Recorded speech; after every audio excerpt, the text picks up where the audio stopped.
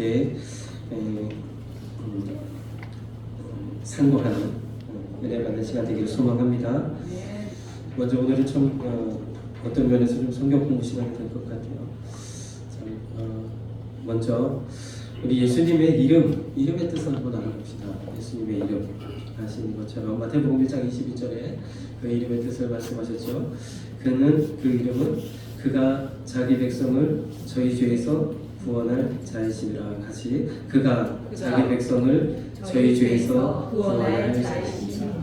예수님의 이름은 구원자, 하나님은 구원이시다라는 뜻이죠. 구약에도 이 이름이 있어요. 여호수아라는 그 이름이 예수님 당시에 아람어 발음으로 예수아 이렇게 돼서 우리 성경에 예수, 영어로는 지저스 이렇게 그렇게 되죠. 그 이름의 뜻은 하나님은 구원자시다. 그가 자기 백성을 저희 죄에서 구원해. 하나님 우리를 구원자로 예수 그리스도를 보내셨잖아요. 예수님으로 말미암아 우리가 그분을 믿는 이 믿음 안에서 더 이상 우리는 죄와 상관없고 하나님의 자녀가 되어서 천국의 은혜를 누리면 천국 백성이 되어졌는 줄 믿습니다. 이 믿음이 우리를 새롭게 하고 이 믿음이 우리로 하여금 하나님의 그런 일들을 감당케 하는 그 믿음이 되어지는 줄 믿습니다. 예수님의 이름이 이사야서를 통해서 또 하나를 우리에게 알려주셨는데 그 이름은 무엇이냐면 23절에 바로 임마누엘. 이사야서에서는 구약의 말씀 가운데서는 예수라고 알려주시지 않았으나 임마누엘이라는 이름을 알려주셨어요. 그 이를 번역한즉 하나님이 우리와 함께 계시다. 예수님을 통해서 하나님이 우리와 함께 하시는 은혜를 베푸셨어요. 저는 구약 시대를 살아가는 성도들을 이렇게 보면 그러한 인상을 우리가 갖게 된다. 뭐냐면 하나님 말씀을 우리가 허락하시고 제발 좀 이 말씀대로 좀 순종해라. 주님의 명령대로 계명대로 율법대로 좀 살아라. 그렇게 말씀하셨는데 그러면서 주님은 불꽃 같은 눈동자로 어떻게 잘하는지 못하는지 보자. 그래서 잘할 때는 하나님 은혜를 주시고 복을 주시고 못할 때는 또 주변 나라들을 통해서 또 여러 가지 환경을 통해서 재앙을 내리셔서 이스라엘 백성을 깨닫게 하시는 그러한 역사의 우리를 보게 되죠. 그런데 예수님을 통해서 이제 더 이상 우리 가운데 이러한 방법이 아니라 하나님이 직접 우리 가운데 오셔서 우리를 구원하시고 우리와 함께 하시고 동행하심을 통하여 우리를 인도하시고 이끌어 주시는 줄 믿습니다. 그래서 그 이름 임마누엘이라는 이름을 주셨는데 하나님이 우리와 함께 계십니다. 하나님이 참 인간의 모습으로 이 땅에 오신 것, 그래서 우리에게 새 생명을 허락하시고 또 하나님이 그 영을 우리 가운데 보내주셔서 우리와 동행하시는 줄 믿습니다. 그리고 그 은혜를 좀 누리길 소망하는데 먼저 첫 번째로 주님은 영으로 우리와 함께 하신다. 아멘. 로마서 8장 14절 본문 말씀에 있는 말씀이죠. 같이 보면 무릇 하나님의 영으로 인도함을 받는 그들은 곧 하나님의 아들이라.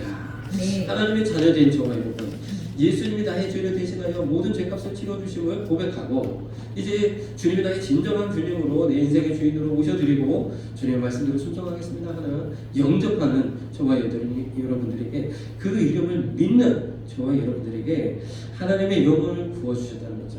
근데 또 바꿔서 말하면 우리가 이렇게 하나님을 영접하고 예수님을 영접하고 그것을 복음의 은혜를 고백할 수 있는 것은 성령님이 역사하셔서 성령님이 우리 가운데 역사하셔서 이 모든 일들 가운데 주관하셔서 우리에게 믿어지는 믿음을 주셨다는 거예요.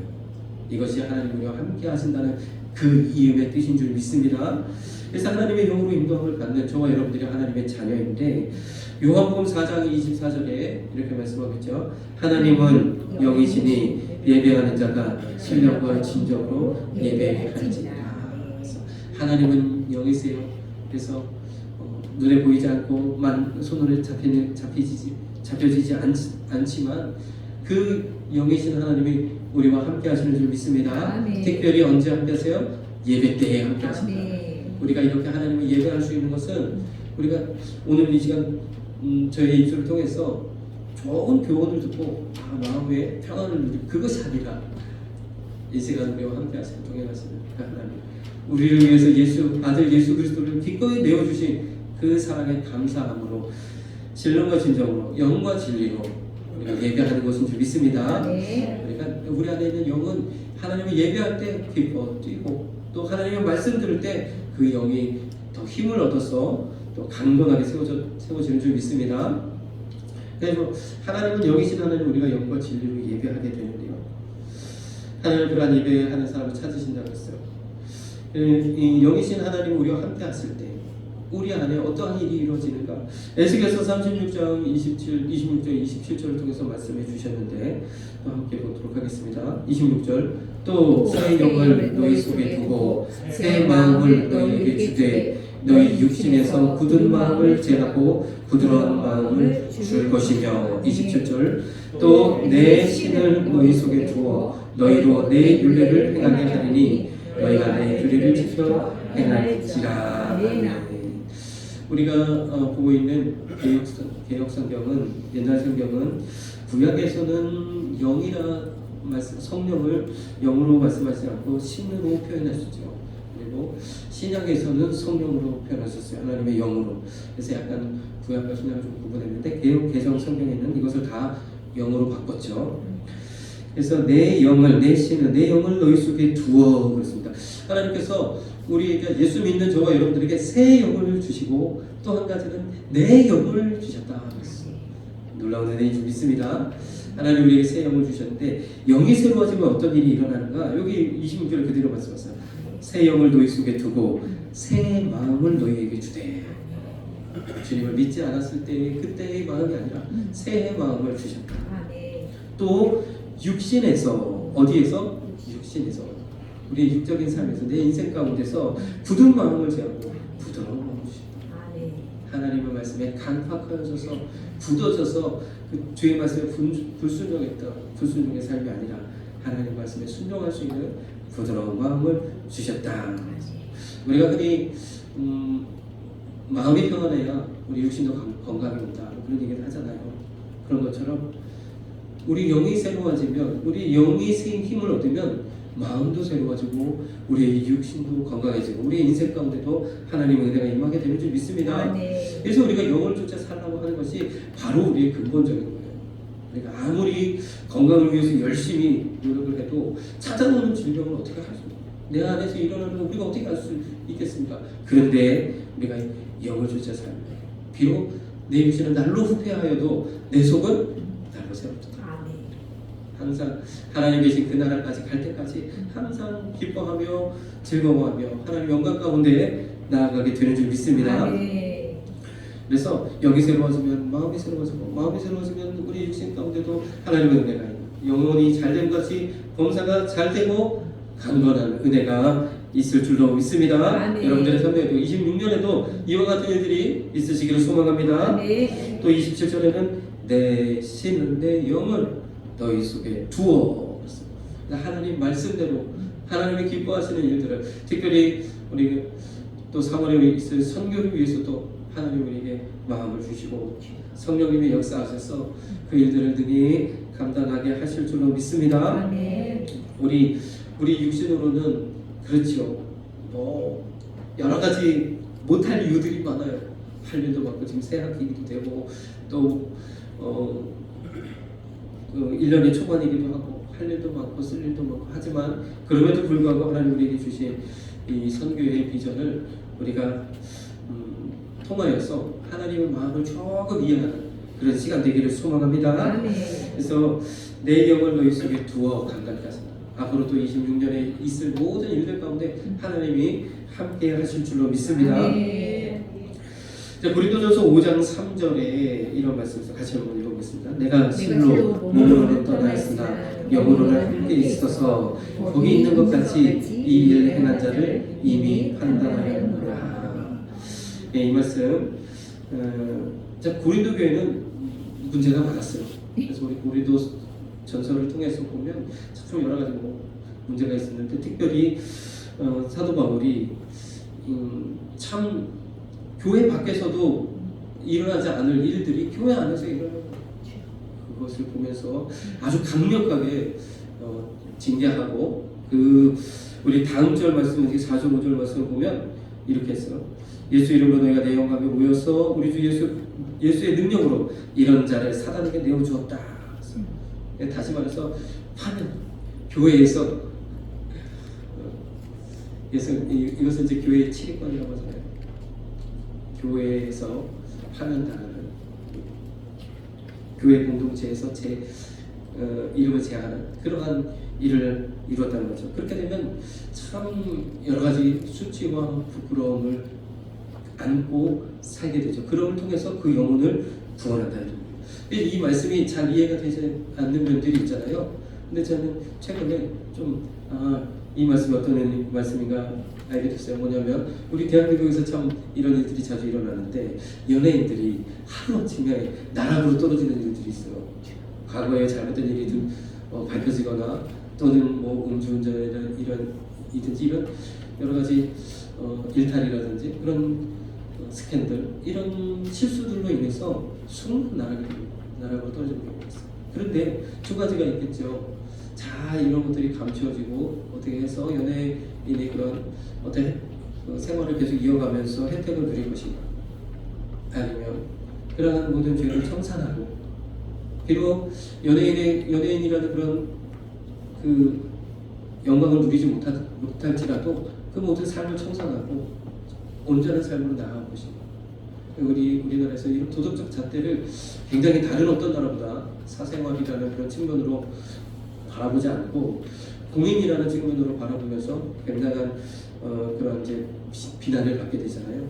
그렇게 될 때 그러면서 이제는 그러한 연예인으로서 또 모든 것을 그런 것들이 다 참 몸에 배어지고 그리고 그런 것이 아무것도 아닌 것처럼 죄가 아닌 것처럼 살아가다가 이런 사회적인 비난 속에서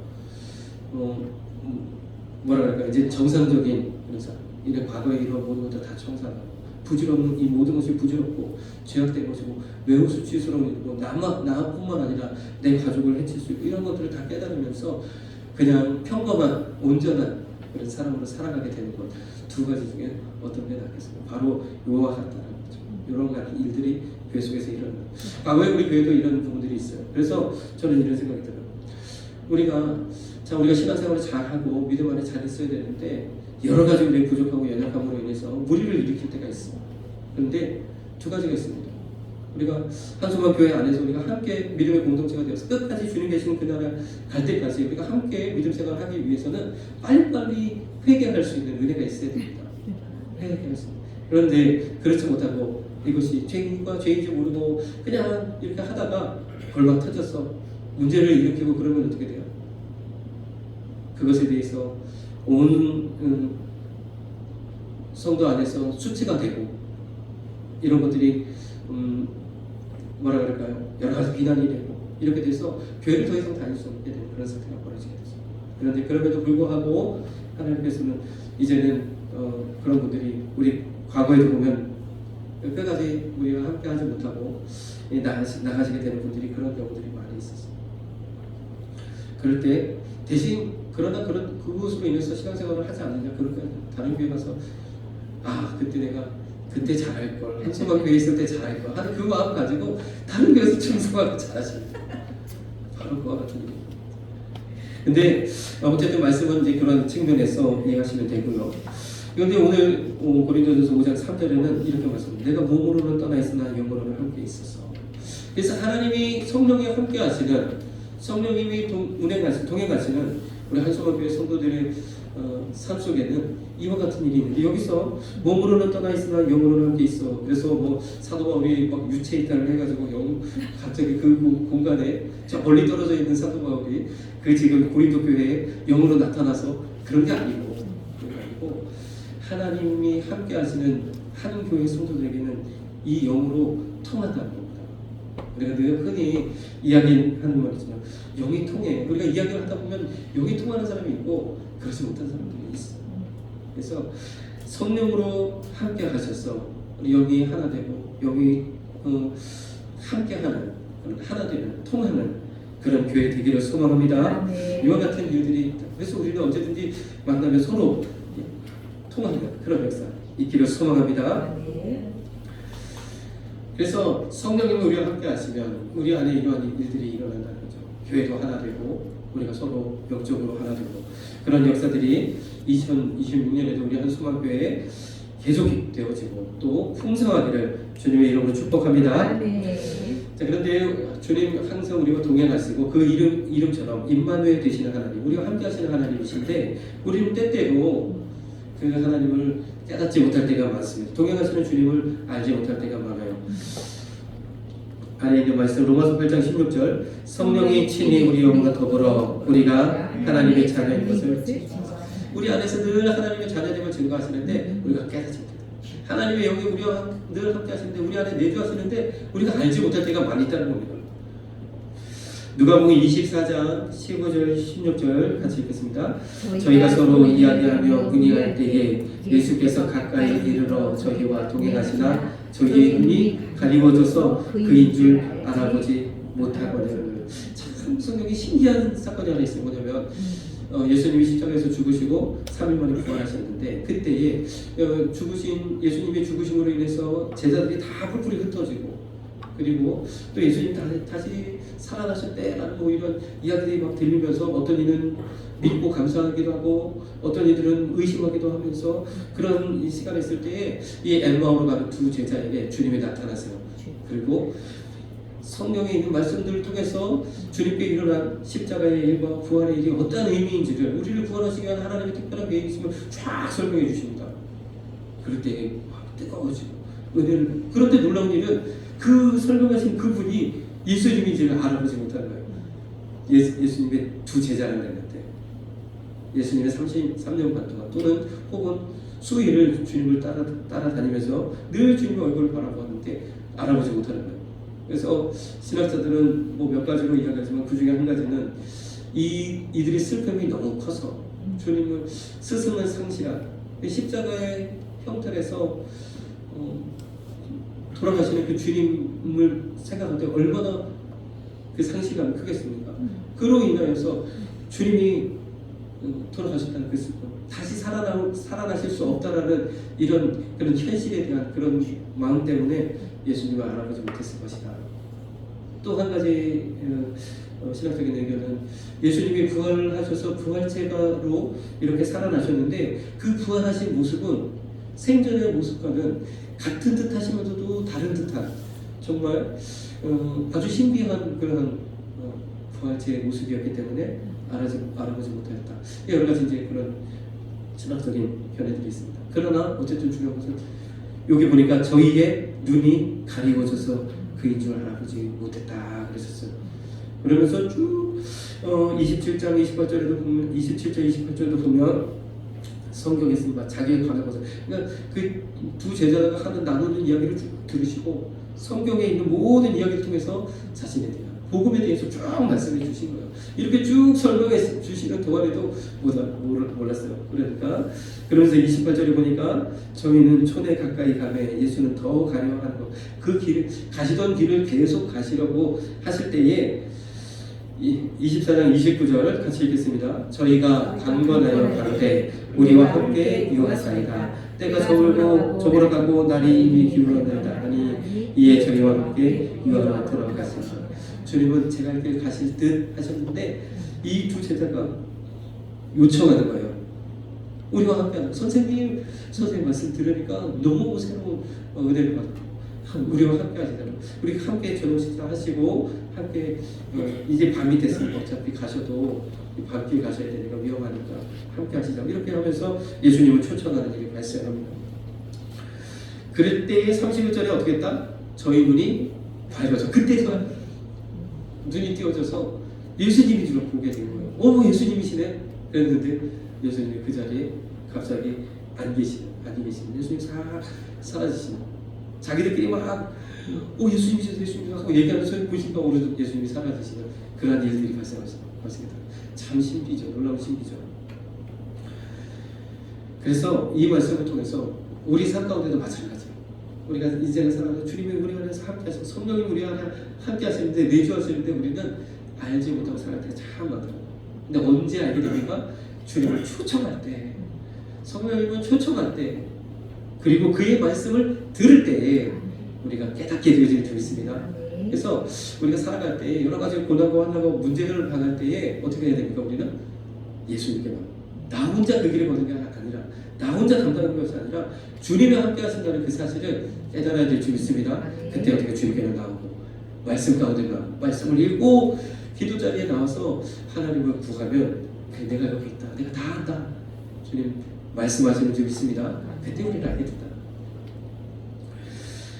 24장 32절 같이 읽겠습니다. 저희가 서로 말하되 길에서 우리에게 말씀하시고 우리에게 성경을 풀어주실 때에 우리 속에서 마음이 뜨겁지 않아요. 이 역사 우리가, 그래서 우리가 평상시에 하나님의 동행하심을 느끼지 못할 때 하나님의 말씀, 또 예배, 찬양, 기도 가운데 나오면 하나님과 함께 하심을 우리가 또 다시 깨달을 수 있는 줄 믿습니다.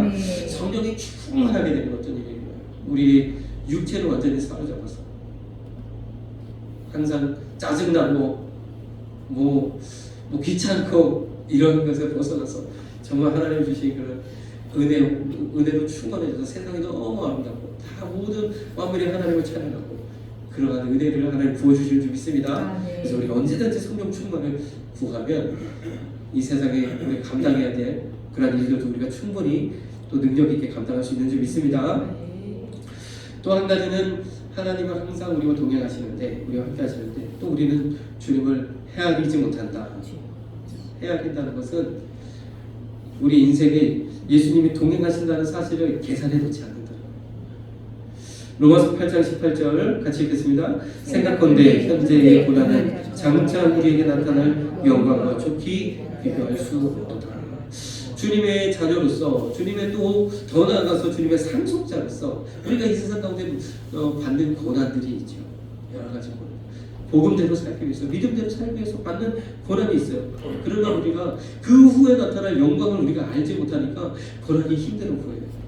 그런데 그 후에 나타날 단적으로 하나님 계신 천국에 우리가 한번 갔다 오면 와, 천국이 이렇게 좋은 곳이라고, 이 세상의 삶이 그냥 어렵지 않을 텐데 우리가 갔다 오지 못하니까, 가보지 못하니까 가면 끝난 거예요, 이미. 그래서 우리가 믿음으로 그 나라를 바라보면서, 마찬가지로 우리 고난 이후에 하나님 주실 축복과 은혜를 바라보면서 현재의 고난을 능히 이길 수 있는 줄 믿습니다. 그런데 그러한 인생 가운데서 늘 주님과 함께 하신다는 것을 계산해 놓지 않을 때가 많다는 거죠. 누가복음 14장에는 또 재미있는 말씀이 있습니다. 누가복음 14장 28절, 너희 중에 누가 망대를 세우고자 할진대 자기의 가진 것이 중공하기까지 족하는지 먼저 앉아 그 비용을 예산하지 아니하겠느냐. 그렇죠. 무슨 일을 하려고 그러면 한번 따져보고 계획 세워보고 비용도 대하고 하지 않겠느냐. 죄송한 얘기지만 우리 원로 목사님처럼 믿음으로 그럴 때마다 항상 나오는 말이, 그렇게 해서 되냐고 좀 따져보고 계산해보고. 그러나 한 번도 안 된 적은 없었습니다. 그렇죠? 참 놀라운 은혜인데, 그래도 이렇게 말씀, 우리가 보통 가지고 있는 상식이죠. 29절 30절을 보면 그렇게 따져보지 않고 그냥 무턱대고 하다 보면 능히 이루지 못하고 비웃음거리가 된다. 그거 당연한 이야기죠. 그래서 참 이 비유가 참 성경에서 조금 해석하기 어려운 부분들이 있습니다. 이 누가복음 14장 28절의 이 비유를 망대 건축자의 비유라고 합니다. 망대 건축자의 비유, 한번 기억해 두시면 좋을 것 같아요. 그래서 마찬가지예요. 우리의 삶 속에도 우리가 계산하지 못하는 부분들이 다 이야기하시는 거예요. 31절 한번 보겠습니다. 또 어느 임금이 다른 임금과 싸우러 갈 때에 먼저 앉아 일만으로서 저 이만을 가지고 오는 자를 대적할 수 있을까 헤아리지 아니하겠느냐. 전쟁을 하러 나가는 그런 상황에 당연히 우리 그 전력과 상대방의 전력이 어떤지를 따져보고 이길 수 있는지 확신이 있을 때 전쟁을 나가지, 그렇지 않으면 어떻게 해요? 확신이 없으면 못 이길 것 같으면 그냥 빨리 사신을 보내서 화치를 청하고 뭐 조약을 맺든지 조공을 보내든지 이렇게 하게 되잖아요. 그것을 이야기하는 거죠. 아주 이것도 지극히 상식적인 이야기입니다. 그러면요, 예수님이 계실 당시에 주님을 따르겠노라고 찾아오는 많은 사람들이 있었어요. 주님 어떻게 하면 제자가 됩니까? 한 부자 청년도 주님 앞에 와서 어떻게 하면 주님의 제자가 되겠습니까? 그래도 주님이 율법을 다 지켜라. 제가 어려서부터 이거 다 지켰습니다. 그래, 너 한 가지 부족한 거 있으니 내 재산을 팔아서 가난한 자들에게 나누어 주어라. 그것까지는 그러면서 근심하며 돌아갔다 그랬어요. 이 말씀이요, 주님을 따르는 제자들이 되고자 하는 이들에게 말씀하십니다. 뭐라고 말씀하죠? 33절에 이와 같이, 이 앞에 망대 건축자의 비유와 같이, 또 전쟁하는 임금의 비유와 같이 누구든지 자기의 모든 소유를 버리지 아니하면 능히 내 제자가 되지 못하리라. 이해가 되십니까? 이 말씀이 누구든지 이와 같이 너희 중에 누구든지 자기 다시 말해서 한번 따져보고 제자가 될 수 있겠는가? 그런 말씀인가? 자, 그래서 이 누구든지 자기의 모든 소유를 버린다. 자, 이것이 바로 따져보라. 이렇게 하나님의 뜻을, 하나님의 백성을 하나님의 뜻에 따르는 예수님의 제자로서 주님의 길을 가기를 소망하는 이들에게 이와 같은 의미가 있습니다. 모든 소유를 버리고. 그러면 이 소유를 버린다 하는 그 의미가 무엇인지 깨달으시죠. 소유를 버린다. 이 소유를 버리는 것. 이 앞전의 말씀이 무엇이냐? 누가복음 14장 26절, 27절. 요 같은 맥락에서 바로 앞단의 말씀이 무엇이냐면 바로 이 말씀이에요. 물은 내게 오는 자가 자기 부모와 처자와 형제와 자매와 자기 목숨까지 미워하지 아니하면, 그랬어요. 내가 붙들고 의지하고 내 삶의 모든 영역 속에서 내게 힘이 되는 그러한 것들을 내려놓지 않으면 이야기하는 거예요. 하나님 우리 가운데 은혜를 베푸셔서 오직 하나님만 의지하고 믿음으로 나아가야 되는데 그렇지 못하면 그런 거죠. 누구든 27절에는 누구든지 자기 십자가를 지고 있어요. 주님의 명예를 메고. 그래서 이 33절에 누구든지 자기의 모든 소유를 버리지 않으면, 이 소유를 버린다는 것은 내가 의지하는 것, 내가 바라보는 것, 그것이 꼭 있어야 된다고 생각했던 그것을 내려놓고 하나님을 의지하는 거예요. 여기서 주님 말씀하시는 건 주님이 함께 하신다는 겁니다. 주님이 함께 하셔서 그 주님을 의지하고 나가요. 그래서 때로는 이것이 모든 소유를 다 내려놓고 주님의 길을 따라 주님의 종으로서 주님의 맡겨주신 복음의 사역을 감당할 때는 때로는 이와 같은 결단이 필요해요. 내가 세상의 것을 의지하지 않고 오직 하나님만 의지하겠노라는 그 마음 가지고 나아가야 됩니다. 그러나 이것이 자칫 또 오해를 느끼면 마치 무소유로 살아야 될 것처럼 여겨집니다. 그렇지 않아요. 하나님이 말씀하시는 건 그 의지하는 그 모든 것을 내려놓고 하나님을 의지하면서 하나님을 신뢰하면서 하나님을 붙들고 나아가라고 말씀하고 있는 줄 믿습니다. 그래서 여러분들의 인생에 여러분들이 도전하고 여러분들이 나아가고 하고자 하는 그 일을 생각할 때 우리는 늘 내가 가지고 있는 것, 내가 할 수 있는 것, 내가 내 주변에 나에게 도움을 줄 수 있는 것, 여기까지만 우리가 계산을 한다는 거예요. 이제는 우리의 인생 가운데 함께 하시는 하나님, 동행하시는 하나님, 우리에게 복 주시고 은혜 베푸시고 우리에게 모든 것으로 더 좋은 것으로 채워주시기 원하시는 그 하나님이 함께 하신다는 사실을 기억하시고 믿음으로 나아가시는 저와 여러분 되시길 소망합니다. 네. 그러면 하나님이 함께 하신다고 할 때는 우리가 어떻게 해요? 하나님의 방법으로 행하게 되죠. 인간적인 방법이 아니라 여러 가지 꼼수, 여러 가지 그런 방법, 이것이 아니라 하나님이 기뻐하시는 그 방법으로 나아가게 될 줄로 믿습니다. 네. 하나님은 반드시 여러분과 함께 하시고 은혜 베풀어 주시고 동행하여 주실 줄로 믿습니다. 믿음으로 하는 믿음으로 이 모든 일을 이루시는 저와 여러분 되시길 소망합니다. 네, 마지막으로 주님은요 우리가 이렇게 동행하심을 통해서 어떻게 되기를 원하시느냐, 바로 저와 여러분들 주님 하나님의 자녀들이 세상 가운데 드러나기를 원하신다. 주님의 동행하심을 통해서 저와 여러분들이 나타나기를 원하시는 줄 믿습니다. 로마서 8장 19절 피조물에 고대하는 바는 하나님의 아들들의 나타나는 것이니 모든 피조물도 이것을 고대한다 그랬어요.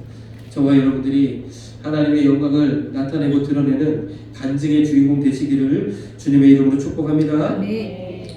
고린도전서 12장 24절 같이 읽겠습니다.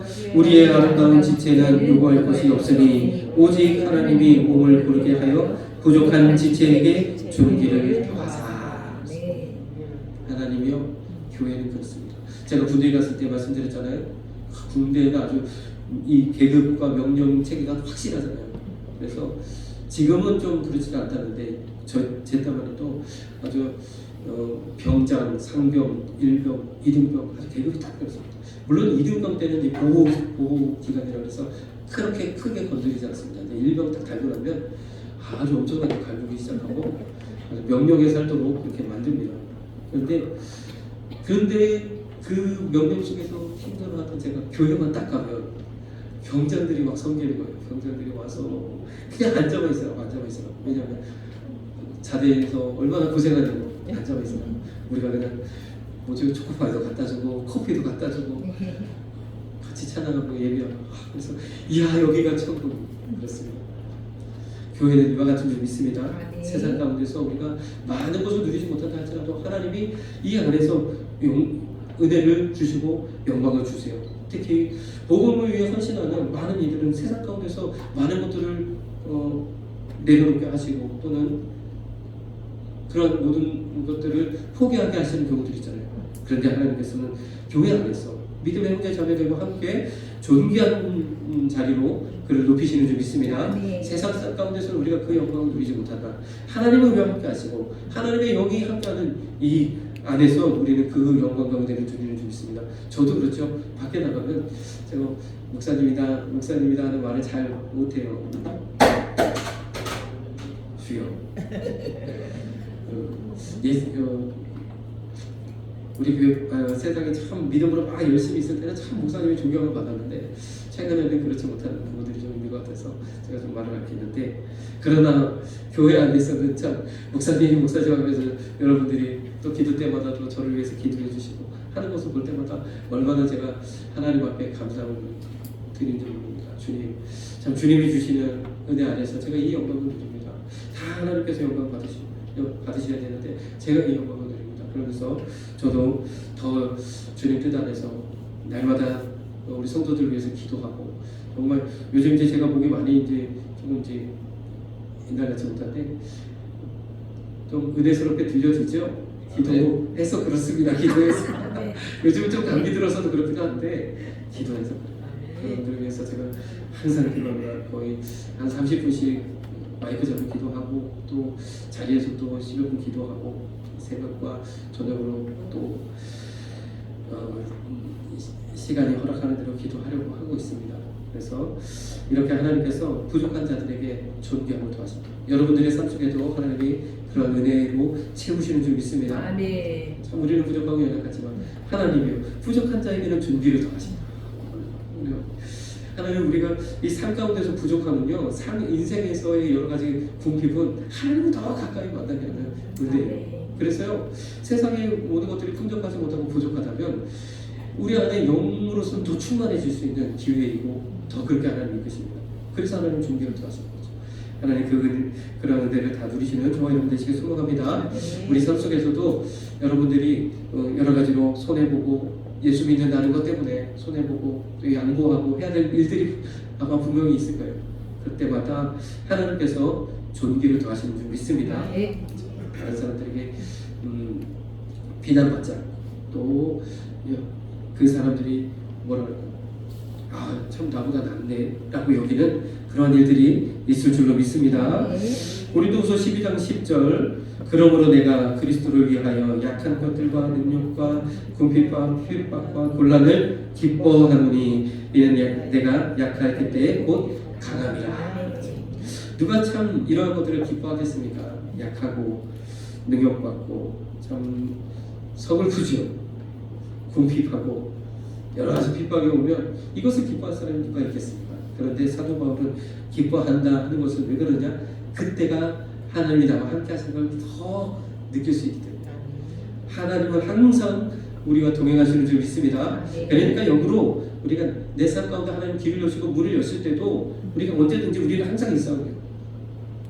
내가 내 생각을 의지해서 내 계획을 가지고 나아갈 것이냐 아니면 하나님께 이 모든 것을 좀 내어 맡기고 내 생각을 내려놓고 하나님께서 순종하며 나아갈 것이냐, 그 우리는 항상 있어야 합니다. 그래서 로마서 7장에도 우리 안에 두 법이 싸운다는 것도 그렇습니다. 우리는 늘 육신의 법을 따라가려고 하는 습성을 과거에서부터 지금까지 가지고 있는 거예요.